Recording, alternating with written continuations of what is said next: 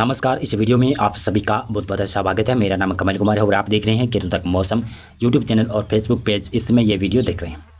मौसम की बात करें जो उत्तर भारत में इस समय 2 दिन हो गए हैं जो कि ठंड बढ़ी हुई है। अब ये ठंड कम होती हुई नजर आएगी।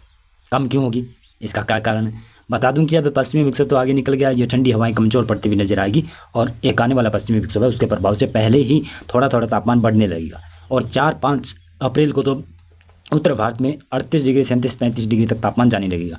यह पूर्वानुमान है। अभी पश्चिमी विक्षोभ आने की संभावनाएं कम नजर आ रही है और कोई बरसात की संभावनाएं उत्तर भारत के क्षेत्रों में नहीं आती हुई दिखाई दे रही। लेकिन बता दूं कि मध्य भारत में मौसम बदलने वाला है। मध्य भारत में 31 मार्च से मौसम में बदलाव होना शुरू होगा। 31 मार्च से बदलाव होना शुरू होगा। मैंने बताया था कि कन्फ्रेंस जोन बनने वाला है। उत्तरी हवाएं यहाँ पर आएगी मध्य प्रदेश महाराष्ट्र की तरफ से, इधर बंगाल की खाड़ी की और अरब सागर की तरफ से हाई प्रेशर की तरफ से यहाँ पर हवाएं आएगी और इधर एंटी साइक्लोन बना हुआ होगा बंगाल की खाड़ी में। यानी 3 तरफ की हवाएं यहाँ पर मध्य भारत में टकराने वाली है और यही हवाओं का टकराव के कारण क्या होगा कि मध्य भारत में बरसात की संभावनाएं कई दिनों तक बनती नजर आएगी और इसका प्रभाव दक्षिणी भारत तक रहेगा। मध्य प्रदेश के उत्तरी इलाकों में इसका प्रभाव कम रहेगा लेकिन मध्य प्रदेश के दक्षिणी इलाकों में बरसात की संभावनाएं बढ़ेगी। ये देख रहे हैं 31 मार्च को महाराष्ट्र में कुछ, विदर्भ मराठवाड़ा में कुछ बूंदाबांदी हो सकती है। लेकिन जैसे ही 1 अप्रैल होगा और मौसम बदल जाएगा। 2 अप्रैल को और मौसम में बदलाव हो जाएगा और 3 और 4 अप्रैल को और मौसम में बदलाव हो जाएगा। आपको मैं दिखाता हूँ, देखिएगा। ये रहा आपका 1 अप्रैल का फोरकास्ट। 1 अप्रैल को देखिएगा तो यहाँ पर संभावना इस प्रकार से बरसात की संभावना है। तो मैं कह सकता हूँ कि महाराष्ट्र में सभी इलाकों में बादल छाने लगेंगे और कई इलाकों में बरसात की संभावनाएं शुरू हो जाएगी 1 अप्रैल से। और मध्य प्रदेश में पश्चिमी इलाकों में भी इस बार शायद से पहला आ सकता है बरसात का। मध्य इलाकों में तो ज़्यादा संभावना बन रही है। दक्षिणी भारत में भी बरसात की संभावना है और पूर्वी और पूर्वोत्तर राज्यों में कहीं पर हल्की बूंदाबांदी हो सकती है। बाकी इलाकों पर मौसम शुष्क भी रह सकता है। वैसा ये 2 अप्रैल का फोरकास्ट है। 2 अप्रैल को ऐसा भी लग रहा है कुछ राजस्थान का दक्षिणी पूर्वी इलाका भी कवर हो सकता है।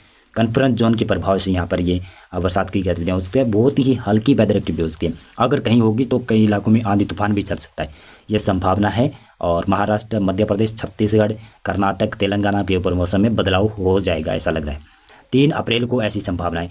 3 अप्रैल को उत्तर भारत के पहाड़ों के ऊपर अभी पश्चिमी विक्षोभ तो दिखाई दे रहा है लेकिन इसका असर पहाड़ों पर होगा, हल्का होगा असर, लेकिन मैदानों में कोई इसका असर देखने को नहीं मिलेगा। केवल बादलवाई कहीं के पर दिखाई दे सकती है और मध्य भारत में इस पश्चिमी विक्षोभ का प्रभाव होगा। वैसे मध्य भारत में इसका प्रभाव होगा, साथ में तो कन्फ्रेंस जोन होगा और इसकी वजह से मध्य प्रदेश में, छत्तीसगढ़ में, उड़ीसा में, विदर्भ, मराठवाड़ा, मध्य महाराष्ट्र, कोंकण, गोवा के दक्षिणी इलाके, वहाँ पर कर्नाटक, केरल, तमिलनाडु, रायलसीमा, आंध्र प्रदेश, इन इलाकों में बरसात की संभावनाएं काफ़ी जगहों पर नजर आती हुई दिखाई दे रही है। बंगाल की खाड़ी में नया सिस्टम विकसित हो जाएगा, सर्कुलेशन, और ये सिस्टम धीरे धीरे फिर आगे बढ़ता हुआ लो प्रेशर हो सकता है कि डिप्रेशन में भी ये सिस्टम बन जाए और ये सशक्त सिस्टम होगा। लेकिन चक्रवाती तूफान बनने की संभावनाएं अभी नहीं नजर आ रही। 4 अप्रैल को कैसा मौसम रह सकता है?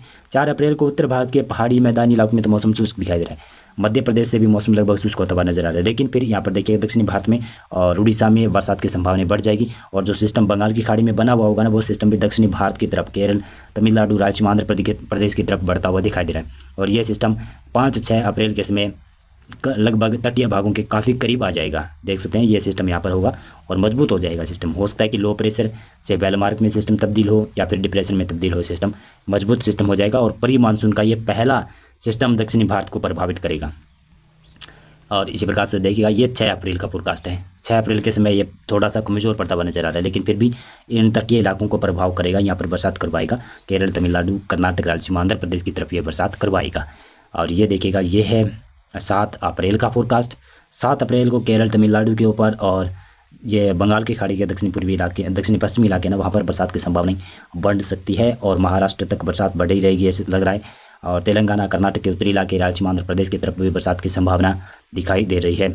और ये है 8 अप्रैल का फोरकास्ट। इसमें भी देखिएगा तो दक्षिणी भारत से मध्य भारत, मध्य महाराष्ट्र की तरफ बरसात की संभावना बनती हुई नजर आती है लेकिन उत्तर भारत में अभी कोई बरसात की संभावना नहीं है।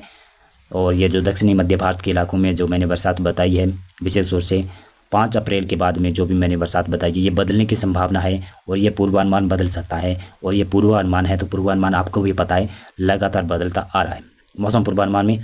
और मौसम की अपडेट, मौसम की जानकारी में बस इतने था। बहुत बहुत धन्यवाद आपका पूरा वीडियो देखने के लिए।